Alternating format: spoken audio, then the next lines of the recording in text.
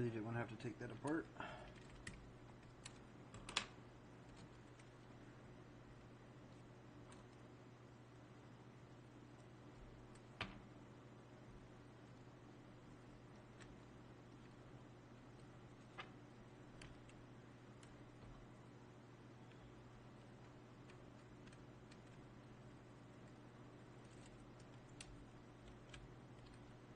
There we go.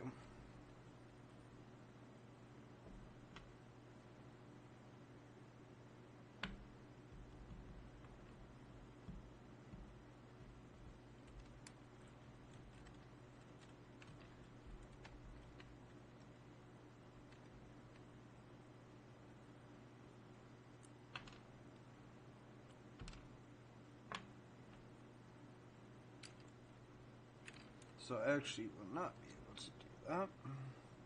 What we're going to do is we're going to put these here as guides for this part of the steering.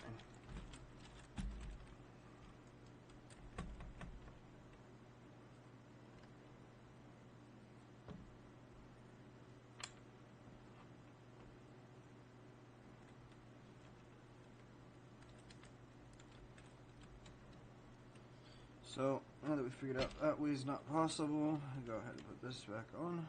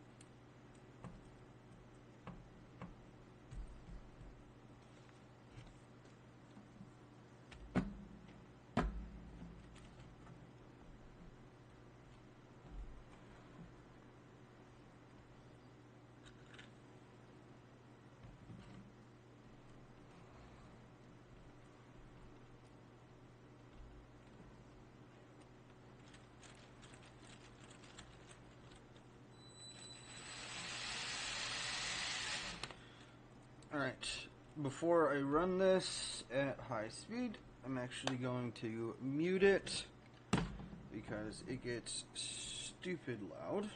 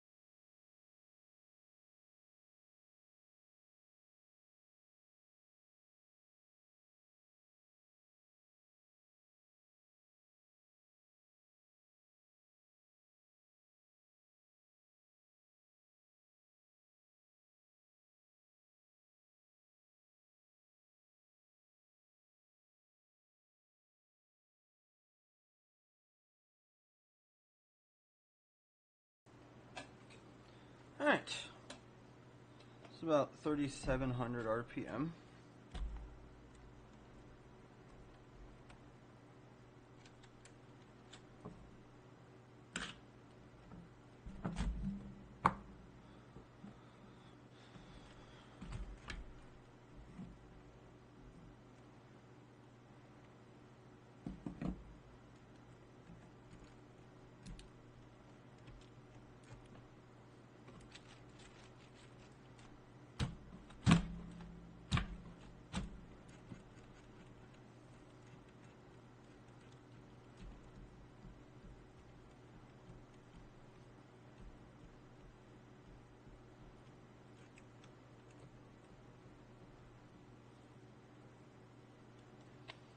Alright, we'll set that aside for a moment.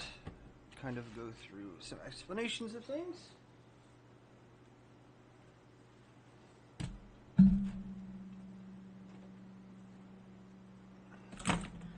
Alright, so this is basically the front axle that is on the R8. This is kind of my testing playground where I will make modifications. As you noticed on the other car, there is a skid plate on the bottom. That skid plate sits right at this level, and this is all of the internals.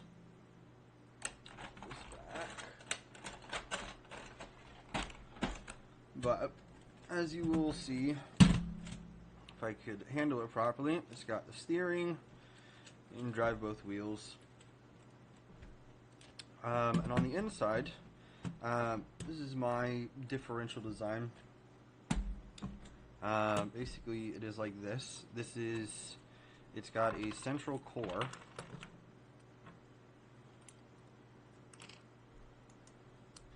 And this central core will allow an axle to go in, one stud here, and this axle can pass all the way through. And what ends up happening is this is a 6 long stud. Put it into the differential through the central housing. Half stud there, and this will go on one side. Take that off. This is just for demonstration purposes. It's built a little bit differently. Once that's done, you then drop this on and put on this last connector here. As you'll notice with the differential and this spin, now it will sit inside of a housing like this, and you'll notice that I can spin these in different directions or in the same direction. And basically, this is your power input shaft right here, and then it delivers power. Now, if you want it to go clockwise on the input for reverse, you put the differential on the right.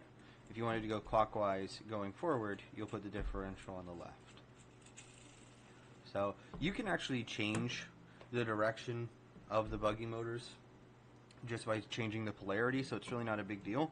But if for whatever reason you wanted it to be a certain way, you can, and that's where you put it on that way, and that's for the front axle. For the rear axle, it is reversed. So Again, we're looking at it this way. Clockwise is going to be reverse. Clockwise, forward. So if you have a central differential that is driving both the rear and the front axle, let's say something like this, if this was your setup, this would not work. The differentials are on the same side. So if we twist this one this way, you can see it's going in reverse.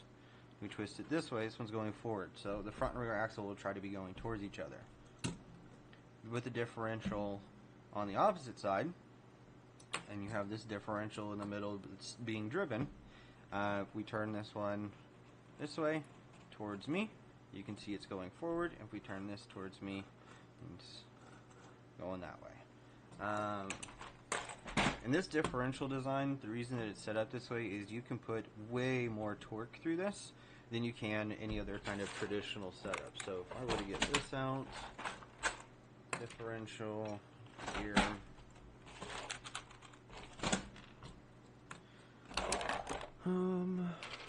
let's use one of the Lego setups.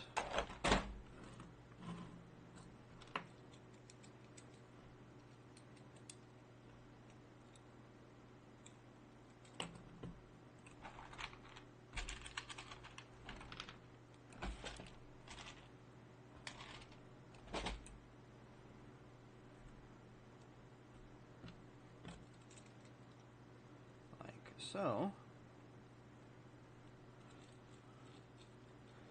there is a lot of wobble in this, and it's a very small gear.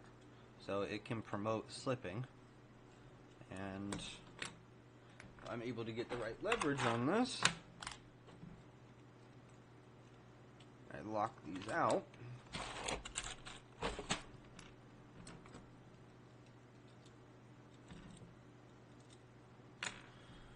Which I understand some of y'all are going to hate, because I'm about to break a Lego piece, but it is what it is.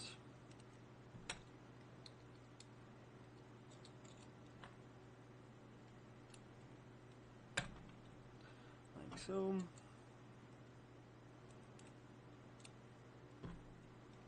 You eventually get to a point where slips, and that can destroy gears.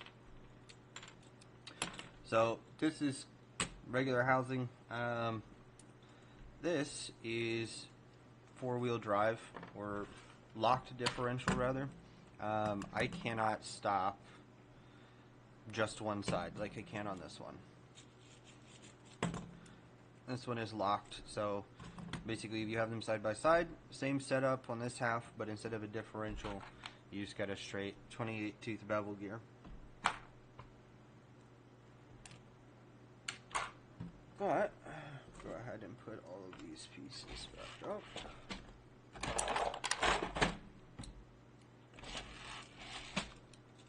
But that's the reason for these. Now I can do the same testing. I don't want to be biased and say, oh, this is better. So we'll use, actually, we'll use this one. I just got to figure out how to lock it out.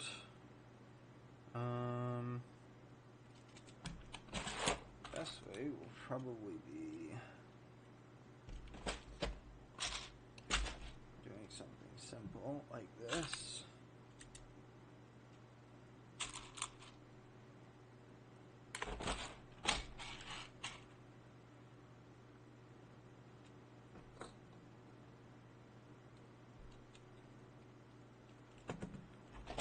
Get another one of these.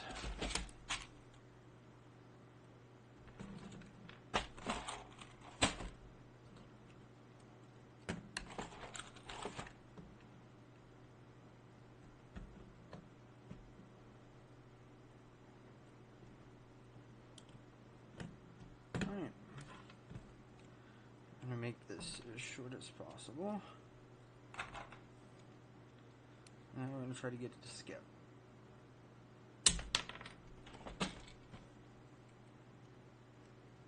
Okay.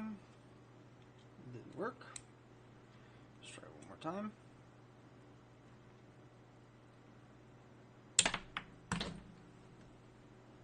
So the hold is coming off. Instead of the gear slipping, the thing that's locking the axle is basically coming off. So this can handle significantly more torque through it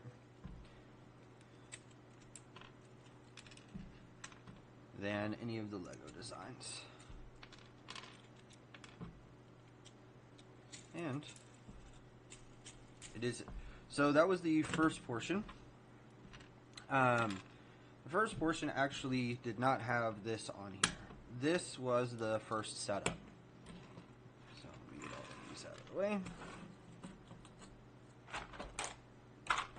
This was the first setup, and I promise we're not going into quantum mechanics here. You have an up torque and a down torque. Not an up quark and a down quark, but an up torque and a down torque. So this is your driven gear right here, your drive gear. This is, so the power is going to come in here. Basically, this shaft is just much longer. What happens is as you're rotating, let's say you're rotating clockwise in this regard, you have an up torque here and a down torque here. Now, if you were to basically not have this red gear in here, you have, again, spinning this clockwise, a down torque this way. What ends up happening is when you have a down torque, whatever gear is being driven or axle is being driven, this down torque is going to want this gear to come, this is top, this is bottom. Should probably make a marker so that you guys know which side's top and which side's bottom. So yellow is going to be, this is going to be top, this is going to be bottom. So if you have this being driven like this, and you put enough torque on it, is rotating, there is a tangential torque down on this side and tangential torque up on this side. And what that does is that tangential torque then pushes down on this gear. Now it's able to rotate, so it's able to alleviate that instead of locking up. But what it does is on this side, this axle, it's going to push it down into the frame. And you'll get a lot of friction welding when that happens. And I think I have some pieces in here that demonstrate what happens with that. Let's see. These are all the broken ones I can show y'all in a minute. Much better. So here you can see that abrasion on there caused some really big problems friction-wise. And if you do it long enough, you can actually friction weld pieces together. So, not very good. The reason that this was necessary was because, one, I was having a friction issue, and the friction issue was being an absolute pain to solve. And so to solve that, if you're going to have a down torque on this side, you're going to want an up torque on this side. So it wants to rotate. It doesn't want to go up or down, left or right. It wants to rotate. And so by adding this gear over here,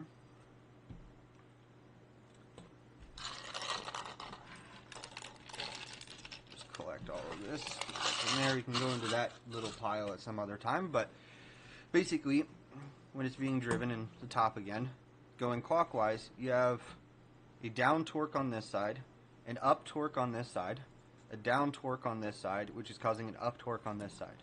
So now, when it's rotating, you don't have an imbalance on the driven gear. You don't have any kind of an issue because all four sides are connected. So no matter how I place torque onto this, it's going to balance out, and you're not going to have any kind of those friction issues like I showed you. Now with this design, inside of this housing, because you can get so much more torque through it, we can actually go into some of the broken pieces I have in here. So you will have a variety of problems you will come across. And there's basically a few different types of over-torquing. And then we can get into some other issues. I'll demonstrate with these. This is just over torque. You have a permanent deformation of the piece. It has over-torqued it. And then other times you don't get so lucky, and you actually get torque shearing, where these two parts just sheared off of each other. You also have it here, where you can see that there was, how did this go in here? Like that, I believe. I think there may have been a third piece of this at one point, but basically you had deformation, and the deformation weakened it, and once it was weakened, it just sheared apart. So you have to kind of manage it. So once you're at kind of the limit of the material, or the material limit, so to speak, for Lego, you kind of know where your parameters are. This differential, which is sitting in the middle of the car, the drivetrain on this is you have a central differential, and you have two black gears, 36 tooth bevel gears, that are driving this, kind of like that, so to speak. And they are perpendicular to each other, not in parallel. And they then has two shafts that have one going to the front, one going to the rear. So it's situated in the car like this, and then you've got the drive gears on either side. Sure, whatever. Anyhow, so you have these two black gears driving this gear and then sending power. Now, the reason I went with these black gears instead of gray gears and have 1-to-1, this actually produces higher speed, lower torque, which means I can add more motors. This right here maxed out at 6 motors before I started destroying these internal half stud 12 tooth bevel gears. They can only handle inside of this differential about 6 motors worth of torque. And so I made a compromise. Anything over 6 motors, they start to fail. And if I actually go with 8 motors on this, the torque is about 6.2 motors. And it gets kind of sketchy, but it's just enough to allow me to get 44 kilometers an hour on the Audi R8 when testing. If I can't pull up my phone, I can pull up the GPS. And records, I think it's the most recent one. Nope. 39, 44. So here, you can see, well, I should probably clean my phone screen. Better. But anyhow, 44 kilometers an hour is the top speed so far. And that's due to having a higher top speed. If I were to go with the 1-to-1, I would have to lose 2 motors. And by losing 2 motors, I'd go down to 6. But I'd only have a top speed at somewhere in the neighborhood of about 70, maybe 75% of that due to friction and torque and whatnot. So maybe somewhere in the neighborhood of like 30, maybe 33. Wouldn't be overly fast, but using this combination, instead of this combination, I could get away with using 8 motors instead of 6. Draws a little bit more power, but it has a significantly higher top speed. Now, the way that the system in the center is set up, you can actually use any of these 4 gears. And then, depending on how many motors you have. We're actually going to take these 2 away for a moment, because they're not evenly divisible. This is 12 into 36. So one thing about torque or acceleration is basically you need to have the motor going at a certain RPM on the drive gears interacting with the driven gear, which will be the differential. And these will be your drive gears, this will be your driven gear. And then in the differential itself, this will be the drive gear. All 3 of these will be the driven gears. Now, this is a 1-to-1 ratio in the differential. Generally speaking, you won't really have a 1-to-1 on a normal car, but this, as far as simplicity goes, it's much easier with this design. It's because it's a square instead of using something like a 20-tooth gear here or a 12. And there actually isn't enough space in here to get a 36-tooth gear, so you're limited to 28, 20, or 12.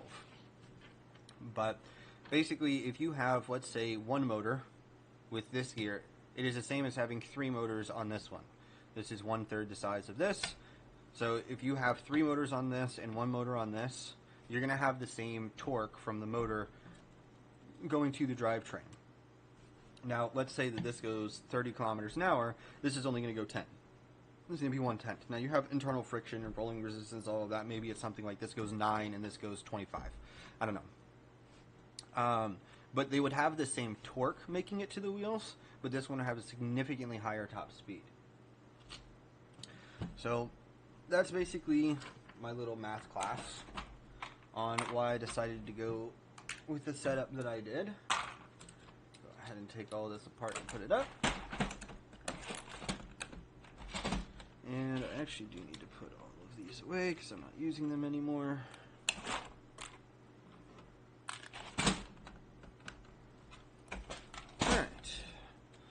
And on this car, you'll notice that I've got 1, 2, 3, 4 black, red and black springs on here for suspension. Now, the way they are leveraged, they're halfway in the middle. There's 1, 2, 3, 4, 5, 6, 7, 8. These bottom wishbones, so to speak, are 8 studs long, and it's sitting right here on the 4th end.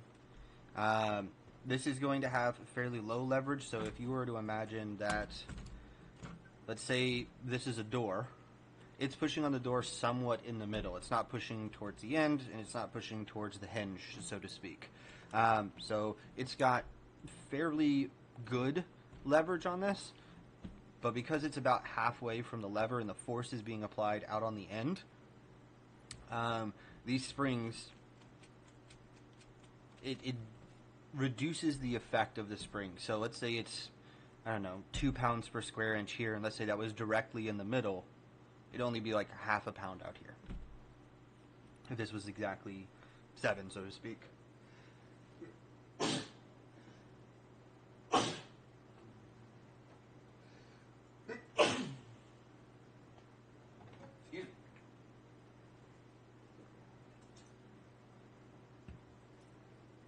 me. All right.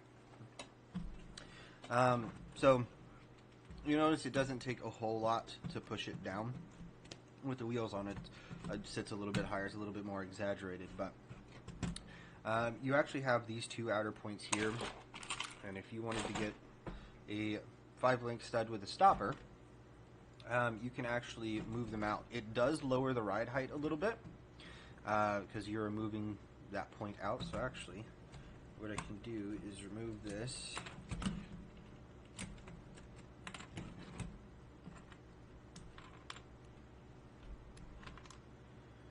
Put this back on here. Kind of show you the differences and kind of the customization that you really have with this kind of a setup.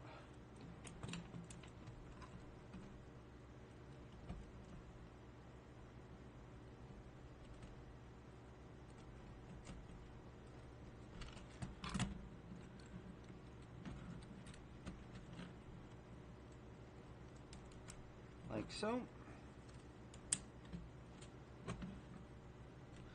Alright, and now you'll notice that this side sits just a little bit higher than this side. But the suspension is a little bit stiffer. And so there's kind of a multitude of ways that you can go about this. If that's not quite good enough, you can move one side over to this.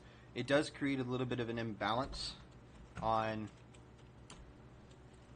this, but it makes it just a little bit softer. So you've got 2 different kind of spring stiffness. You've got your soft springs, your hard springs, and then you can play with kind of the connection points here. You have 2 studs that you can play with here, front or back. The closer that you put it to here, the more stiff that it's going to be. The further back that it goes, the looser it's going to be, or the more it's going to be kind of like bouncy. Up here would be more like trophy truck, sports car, and then like track car, or Formula One would be kind of how I would have those leverage. Although Formula One has push rod suspension, it's very different than this. But so that's kind of how you can play with that, you also have the ability to play with the height of this. So you can move this up one stud. If you wanted to, you can actually get into half stud offsets with this.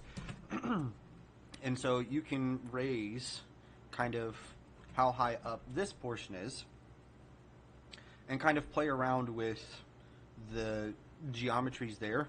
And so this setup, let's say that the ride height here is, let's say the ride height here is too low. I can move this up half a stud and it wouldn't change any of the stiffness of the suspension at all. These springs would work mechanically the same that they were before in the same positions, just be half a stud up. That's how I would be changing basically the ride height. Now, the other problem with this, with doing that, is this has what you call dynamic cambering. And so I made this little device here, and I made this to show you this has no dynamic cambering. So when the suspension gets compressed, the wheels are always parallel to the body. So if you imagine a wheel being on here, the wheel would always be parallel to the body, or this axle is always perpendicular to the body. With dynamic cambering, you'll notice the two drived axles, they start to have increased negative camber. This is actually what you want for cornering. So this would be basically for like an off-road rock crawler, although you still do want some camber gain or camber loss. Great for drag cars, actually. Because when a drag car is going, let's say rear of the drag car is here, front of the drag car is here, this is the rear, it's going to have squat. And when it squats, the suspension is going to compress a bit. You don't want the contact patch of the rear wheel to change at all when it squats. Now there are mechanical things you can do, like angle the wishbones, but it's anti-dive and anti-squat. We won't get into those too much. But basically, if you were to change the ride height just a little bit, going up half a stud, you would increase the negative camber just a little bit. Not horrible, but it would be a slight change to the camber. So you may have too much negative camber at steady state. Go ahead and put these back and actually two of these so it'll lie flat. But you can change out what springs you want. You can either use the soft or the hard springs.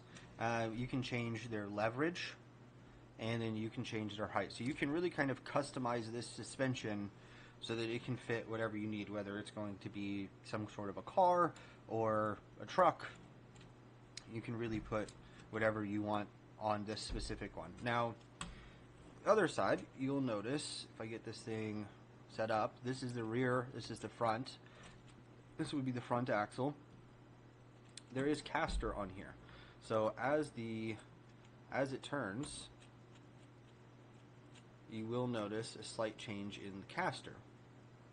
And that's because this top pivot point is not top dead center.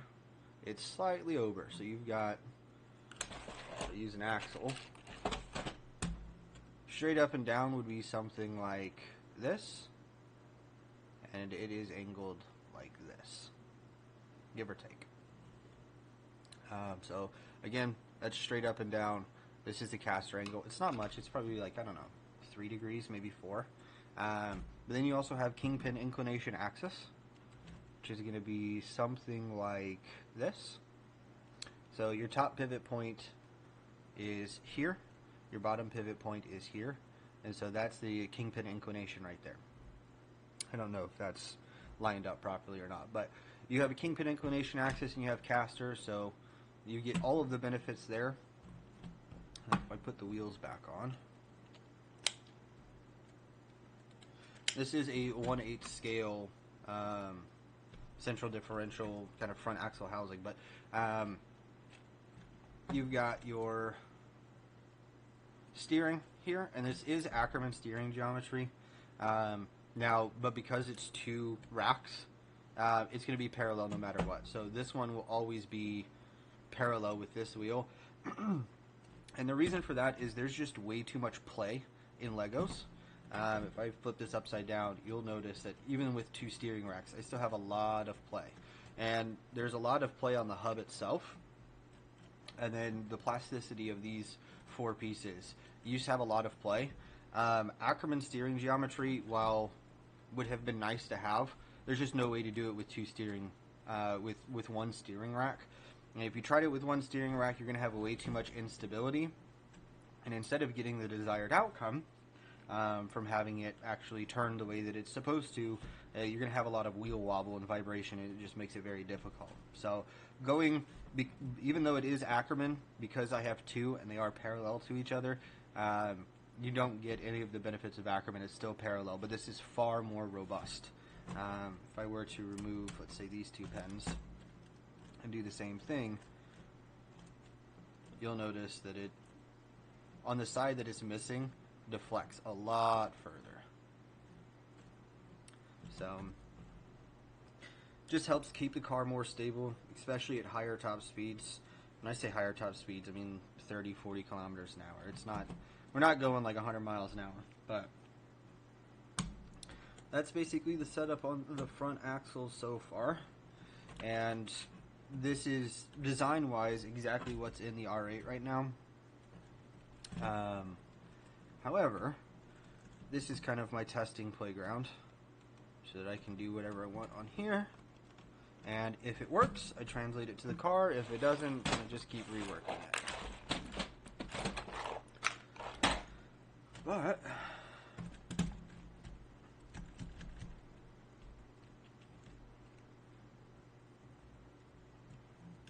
and again, these can spin independent of each other. They are connected through the central housing there, but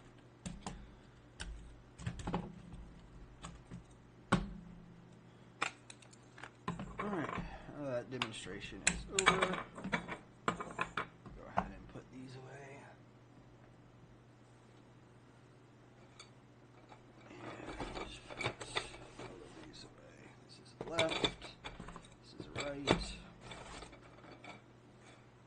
And yes, I have a lot of those rims. I break them fairly often, unfortunately.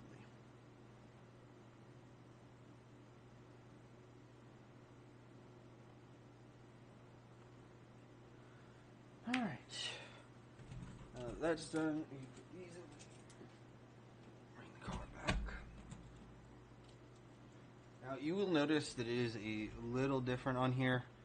Instead of having the, do I have another one? I do. The 3x19, it was just a little bit too long, and it impeded the travel of the upper wishbone. So I don't use this, even though it would be preferred. I do not use it because it does limit the wishbone. But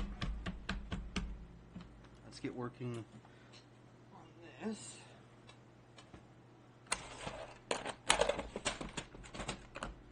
Alright, these over here. Now, be kind of difficult for me to show you all. But right now, the ride height of this car is slightly angled. So if this is the top of the car, this is the bottom, this is the rear, this is the front, you'd want a slight down angle. Right now it has a slight up angle. I forget exactly what that's called in racing. The track? No. Something like that. But it's a little bit too much on the front, a little too high. But I don't know how the front, once I get all of the bodywork added to it, I don't know how much that's going to bring it down. Maybe, let's say it's, how heavy are these? These are like 100 grams a piece. If I were to put 100 grams on there. From a framing perspective, maybe it evens out. If I put 200 grams on the front axle, how does it look? Yeah, that's much better. So, right now, oh, sorry about that. Right now, this is basically just the testing platform. You got front axle, rear axle, and if I actually lift this up, although I'm sure y'all saw in the driving video before,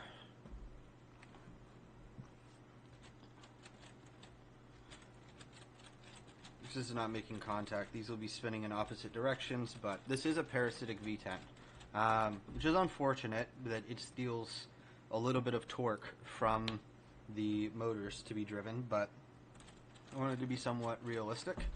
But I guess I can actually get in here, and this is a GPS. I don't know if y'all have any interest in that, but this is a GPS that I use. I use it with my phone, but I can actually do a small teardown really quick and get the motor out so you can see the inner workings of basically the inside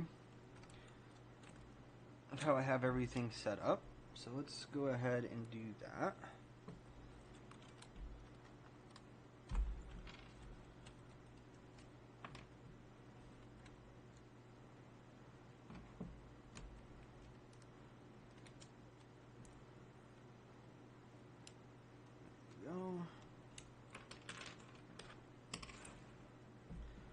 That off to the side.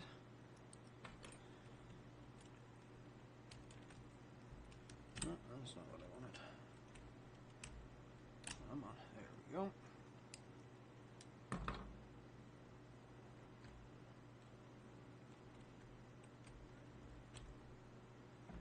And put these back in.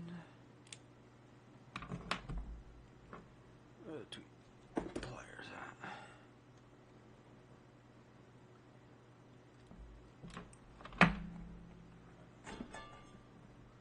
These back up really quick.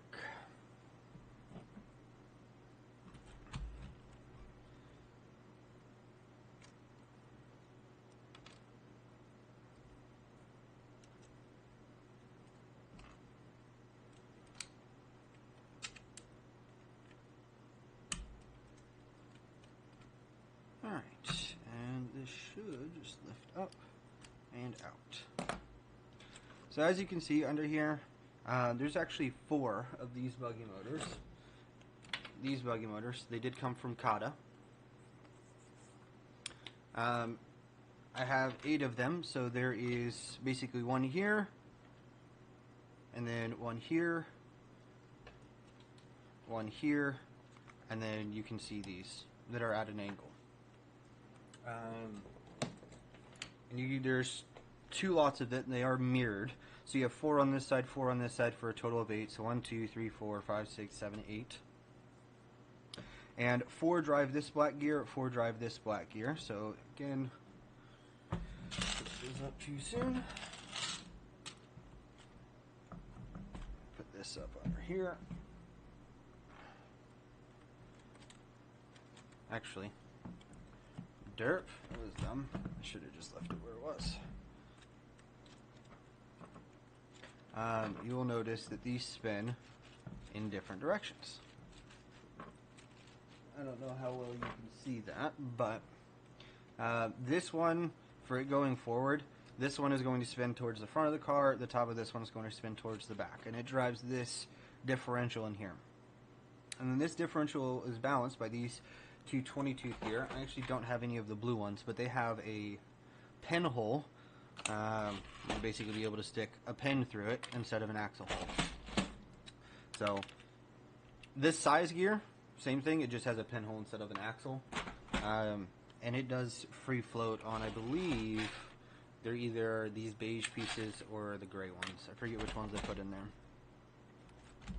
But anyhow, you have 4 motors here, 4 motors here, driving these 2 black gears, driving this differential, and then there's an axle that goes all the way to the front, and an axle that goes all the way, well, like literally that far, to the rear differential. And so then in the back, you've got this 20-tooth gear right here. It gets mated to this 36-tooth gear. This 36-tooth gear then on this axle, which connects to the motor. And so the motor spins, or this fake motor spins, significantly slower than all of this. Let me see where all of this is. But anyhow, you've got this whole portion in here reinforced so that it's really not going to move at all. And you can put a lot of torque through this. Replacing that differential is a pain. But removing the rear axle, removing the front axle, it's not difficult. It's just time consuming. So, like, if I need to replace that, it's like 8 to 10 minutes. If I need to replace anything on the front, probably again 8 to 10 minutes. If I need to replace something the rear axle itself, probably, I don't know, 6 to 8 minutes. It's not too terribly bad. But again, testing platform, I knew a lot of stuff was going to break coming into this, so I made it somewhat modular, somewhat easy. For instance, if I need to replace this rear hub, I've got extras.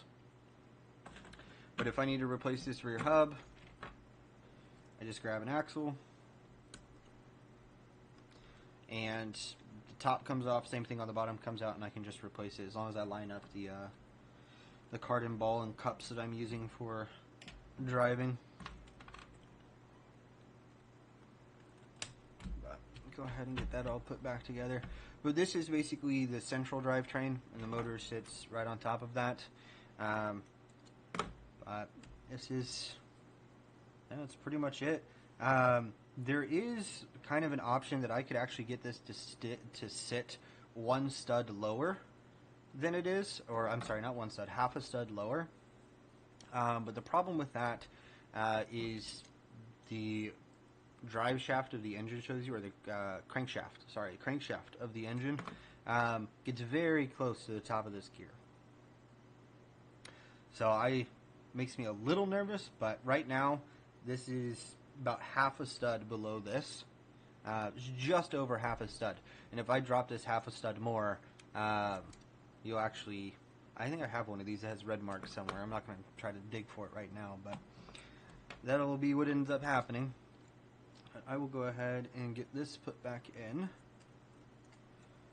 And yes, I do have some unorthodox methods that make some people somewhat nervous. I get it. But I'm okay with breaking Legos. Some people's aren't. Some people aren't. People? I don't know. Grammar's hard. I'm not any good at it.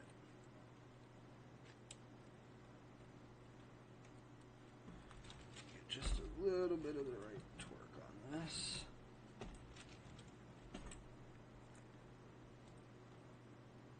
Well, if I could, that would be great.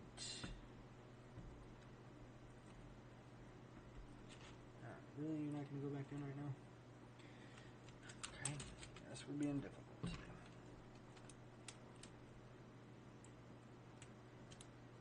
I have to finagle with this a bit.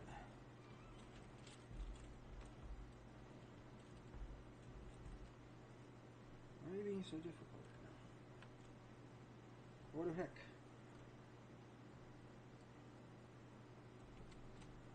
Oh, I'm dumb.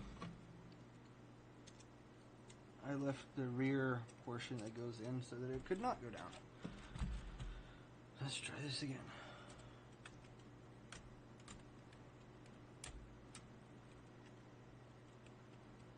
It literally just flopped into place when I did that, of course.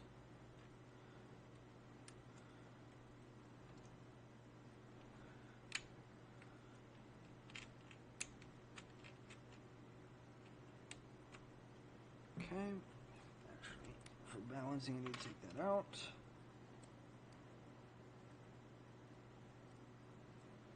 Maximum travel, that's about halfway. There we go.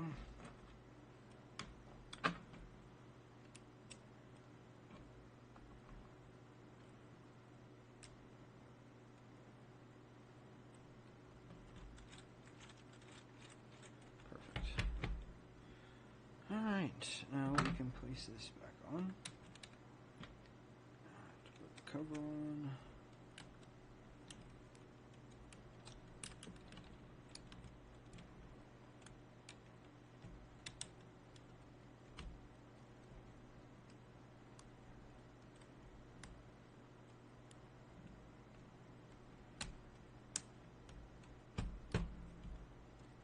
All right.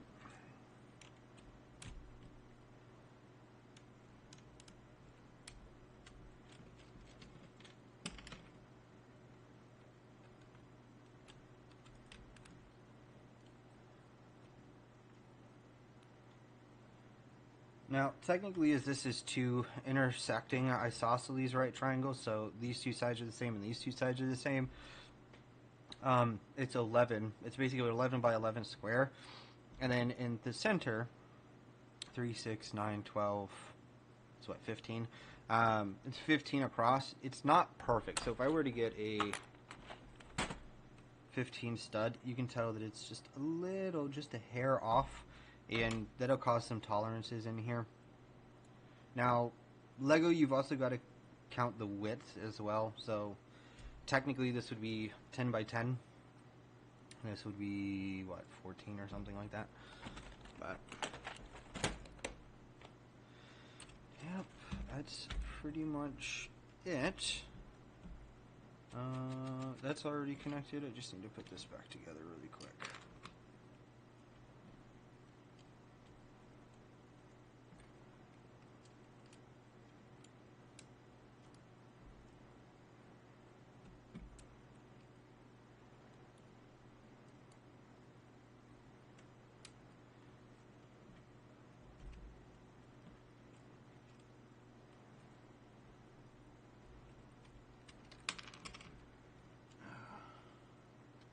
Struggling today.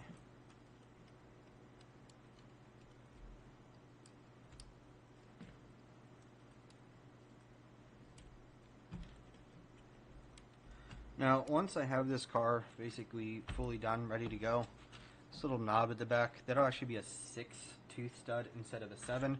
The only reason I have it on there is this is my little tack wheel. I can put the tack wheel on like so. You basically just test the output RPM. Another cool thing is if I wanted to put this little knob on the back,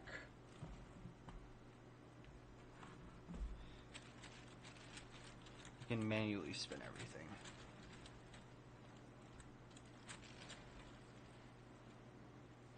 And also spin this little one right here. Or spin this one, but this might all end up getting covered up. The engine compartment, basically the cabin right here, the front axle, and then the front. This may be the only way I really have to test the internal friction.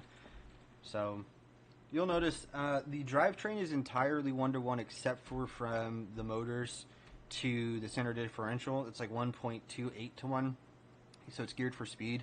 But as far as that goes, because these are rotating in opposite directions, the internals, the differential isn't actually spinning.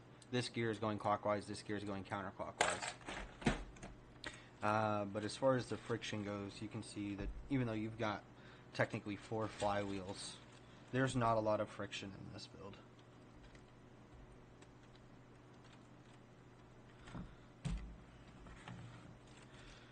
But anyhow, I'm still working on fine-tuning the suspension. Right now, that's another thing I guess I should have talked about. If I can take this piece off.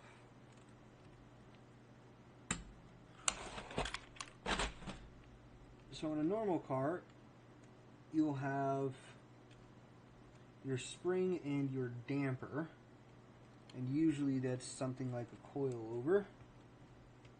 And I can show you an example of a coilover here in just a moment.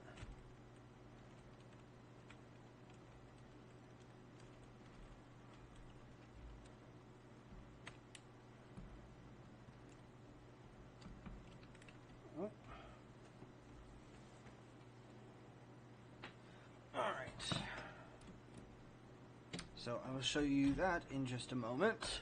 But a good example of a coilover would be something like this. Now this is a hard spring from one of these. I just took it apart.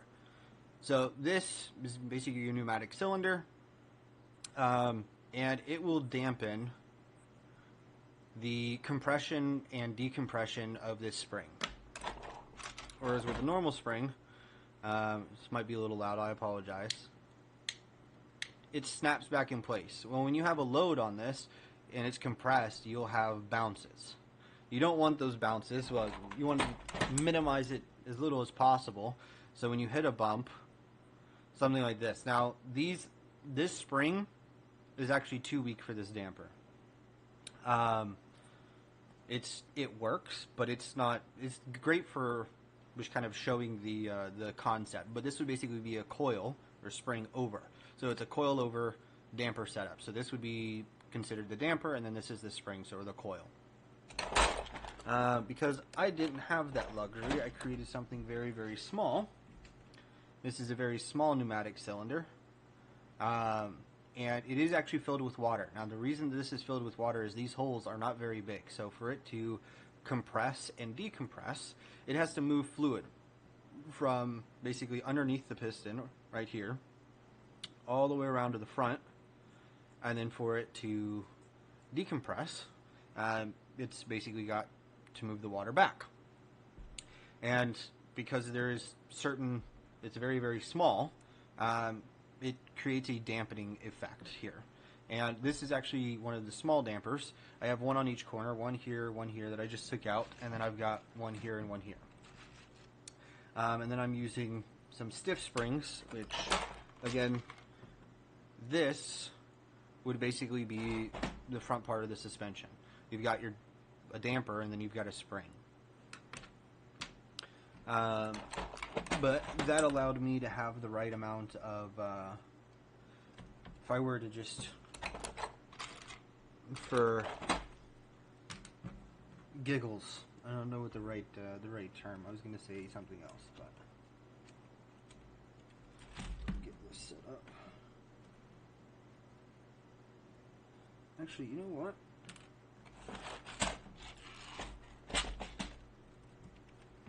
Wonder.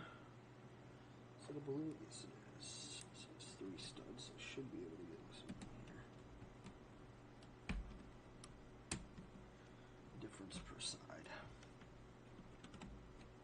So this side, much more springy than that side. And that's just because this side has a damper, this side doesn't. So I'll go ahead and take this out. Put the damper back on.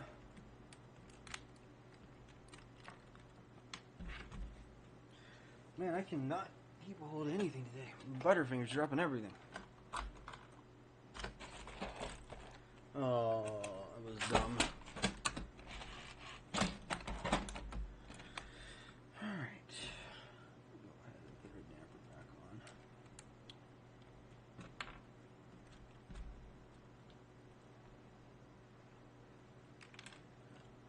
It's always a pain with the wheel on.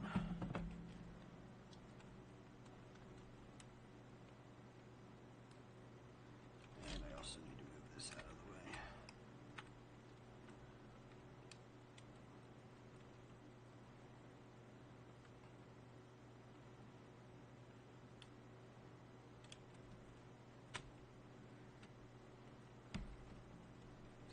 Now, for those of you who are keen-eyed, you will notice that the damper and the spring are not on the same line. So the damper is here, connected to the bottom wishbone, and the spring is here. And that's because this spring needed just a little bit more leverage in this. If you move this back, it doesn't damp as well. Again, it doesn't have the same leverage. So this is the right damping for this.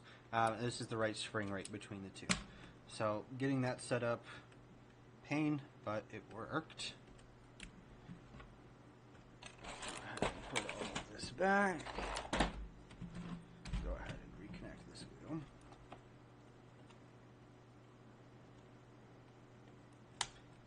All right.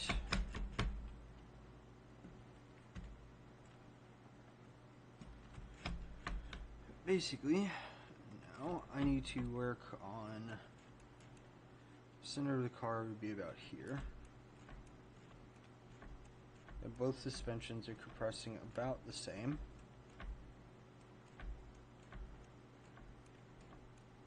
But I don't know how that added weight on the front for the framing. Again, we'll put this on here. Yeah, it's fine. So that works.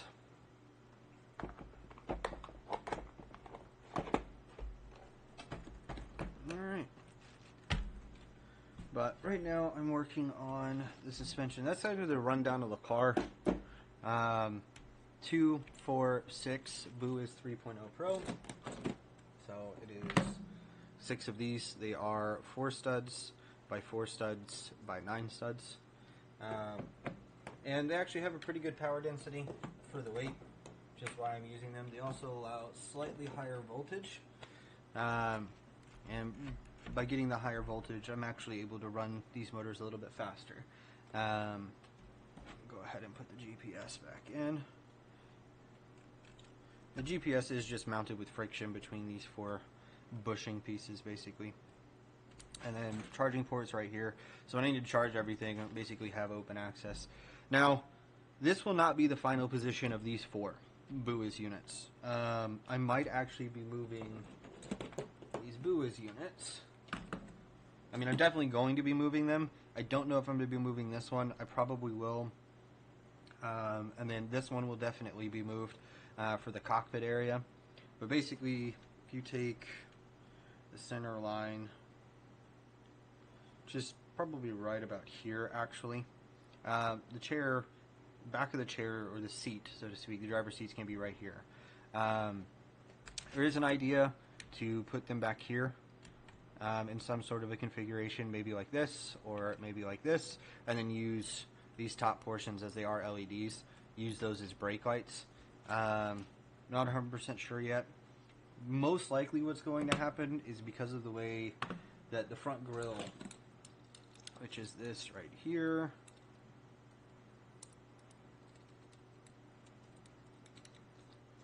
this is going to sit basically up here, not exactly like this, but fairly close. Good lord. Oh, when I was dusting, I didn't dust off the Lego desk, that's why. Dust went everywhere. Oh, this. Ugh, gross. Anyhow, this is basically going to sit on here. Why is it doing this? I didn't take these pieces off. Oh well. I don't know if it's going to be that low or not. Maybe a stud higher, I'm not sure. But basically, this is going to be the hood of the car. And there's going to be a scoop going down for the front. The front of the car is going to be about here, give or take. But underneath, I actually have enough room. I can probably mount 1, 2 in the front. Now, these things by themselves weigh about 95 grams, 90 grams, give or take. So that's going to add a significant amount of weight on the front. And these 2 here are kind of both balanced by the front. If I move both of them to the front, it'll take a slight load off of the rear and put it almost entirely on the front. The front will become, this is a lever, and it'll be entirely on the front axle instead of somewhat on the rear, because now it's about 50-50, these 2. I don't know if I have enough room to do all 4. It would be nice, but it doesn't really matter. It's either going to be 8 studs or 9 studs, and then depending on which way I do it. Definitely going to have 2 up here, which will probably be these 2. If I don't need to move these rear ones, I won't. If I do, they'll probably be tail lights. So I'll open up the entire cockpit of the middle, and then have basically 2 here, 2 here, 2 here. But that is that. Let me get all of this set back up over here. These back up. And put those away for just a moment. But the seats that I was going to put in here were going to be these. But then I realized how small these seats were. It's not an exact rip, but these are very, very similar to the ones that came out of the Lamborghini Sian. Very, very similar. It actually might be 1-to-1, but these are actually a little bit too small. So I'm going to have to redesign some seats that are a little bit bigger to go in here, but that'll be taken care of. And the last thing, kind of just debut of the channel, this was the V10 that I originally wanted to put in this vehicle, and unfortunately it's just a little bit too long. So if we look underneath, this is an 11, 12, 13, 14, 15, 16. So it is 16 studs from end to end. And unfortunately, that will not fit inside of this 11 by 15, this 11 by 15 case, so to speak. Now, I could do this as a V8 instead of a V10 for the Audi. It's definitely a possibility, but I don't know. But you do have your driven camshafts. It's these two here and here. It's gear driven, not belt driven. As the pistons are spinning. Oh, maybe that's what my problem is. This came out.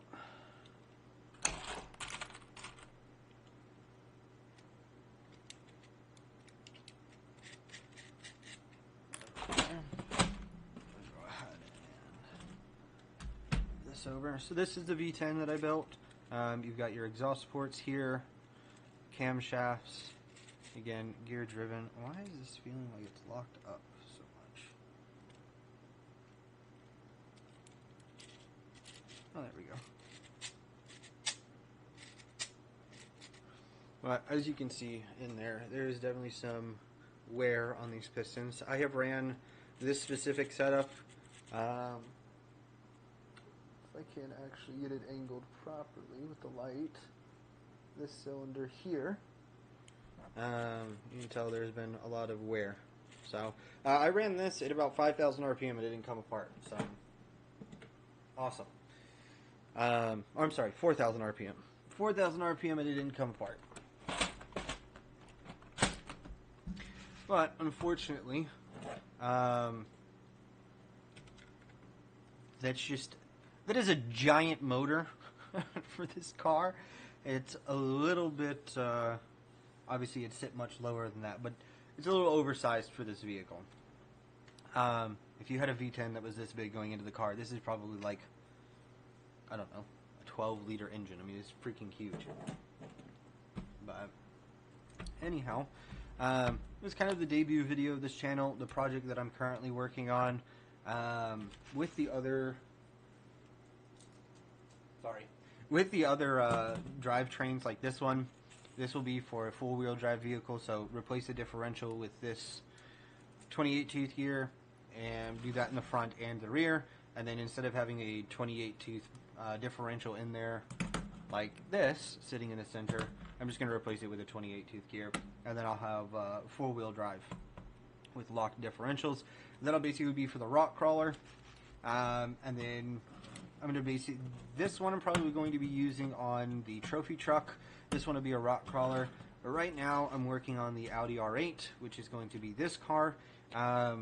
The next car will be very, very, very similar. It's going to use the same rear axle, the same front axle, probably a little bit different suspension because it's going to be a little bit lighter. It will still use 8 motors. That's actually undecided. May use 6. I'm not sure. But if it uses 6 motors, it'll be 1-to-1. If it uses the 8 motors, the drive gears will be these black 36-tooth gears. But that is actually going to be my roommate's favorite car, which is a Corvette C8.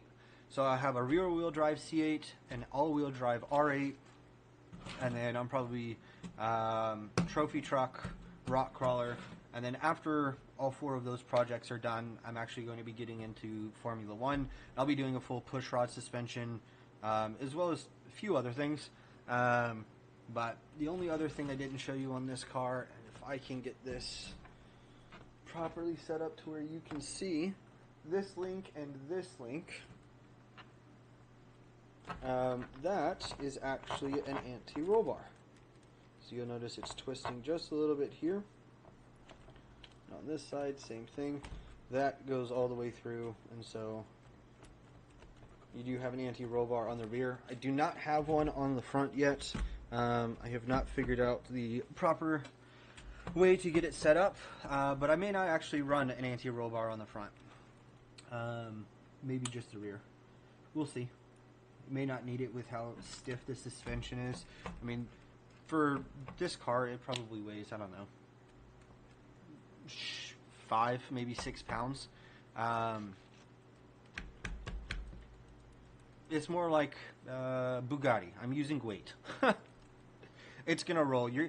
Regardless, like any roll bars basically stop the roll of the car, so to speak, so the geometry of the tires don't change. But no matter how stiff your anti-roll bars are, you still have a weight transfer. So when you're turning, the same amount of weight is going to transfer left to right or right to left, depending on which way you're turning. The weight transfer is going to be the same. The only thing an anti-roll bar does is it stops the body roll of the vehicle, which changes the cambering of the wheels. And there's an argument that with absolutely zero body roll, cornering, you don't have the right angle on the tires, or the right camber angle on the tires when cornering with zero body roll. So you actually want a little bit of body roll, but you want to limit the body roll. And by limiting the rear but not limiting the front, that's going to induce oversteer. And with it being an all-wheel drive vehicle, you do want just a little bit of oversteer induced, because all-wheel drive vehicles, like front-wheel drive vehicles, will kind of have an understeer by nature, because all four wheels are putting down power. So depending on how it drives once it's all put together, I may need to add an anti-roll bar. I may not need to. We'll just see how it handles once we get to that level. But that's it for now. Appreciate you guys. I'll see you in the next one.